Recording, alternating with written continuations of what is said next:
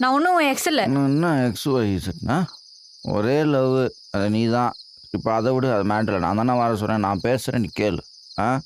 சொல்லி தொலை. லைஃப்பில் எதுவுமே கரெக்டாக செய்ய மாட்டியா நீ? என்ன நீ எப்படி போட்ட பொண்ணு இந்த உனக்கு தெரியுமா? எனக்கு தெரியும். ஏன் தெரியுமா? உன்னை நான் மனசில் எங்கேயோ வச்சுருக்கேன். அப்படி